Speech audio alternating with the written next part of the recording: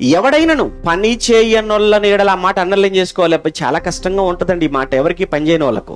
మీలో ఎవడైనా పని చేయనోళ్ళని ఎడల అసలు వాడు భోజనము చెయ్యకూడదని మీకు ఆజ్ఞాపించాను కదా. ఏమంటే ఎలాంటి సిస్టమేటిక్ గా మాట్లాడుతున్నారు చూసాను పౌలు గారు. సంఘాన్ని అంతా ఎంత చక్కగా డిసిప్లిన్ గా పెట్టాడంటే, సంఘంలో ఎవరైనా పని చేయకుండా ఎవరైనా ఇంట్లో భోజనం చేస్తుంటే అసలు వాళ్ళకి భోజనం పెట్టకని అంటున్నాడు పౌలు గారు. నేను కూడా మీతో చెప్తున్నాను, మీ ఇంట్లో ఎవరైనా పని చేయకుండా తింటారనుకోండి, వాళ్ళకి అసలు తినే అర్హత లేదు. పిల్లలే కదండి అనకండి, పిల్లలైనా వాళ్ళు చేయగలిగిన పని, వారు చేయగలిగిన పనులు వాళ్ళు చేయాలి తప్పనిసరిగా. మనం నేర్పించకపోతే ఎలా అవుతుంది? అమ్మో మా అమ్మాయి కండి పని చెప్తానండి, మా అమ్మాయి చేతులు ఏమైపోతాయో.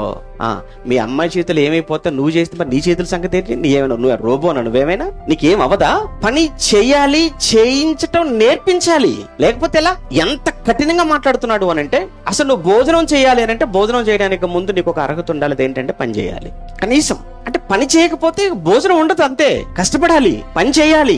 అది క్రైస్తవ్యంలో దేవుడు పెట్టిన ఒక చక్కటి డిసిప్లిన్ అండి. పని చేసుకోవాలి, పని చేసే వాళ్ళే ఆయన కావాలి దేవుడికి.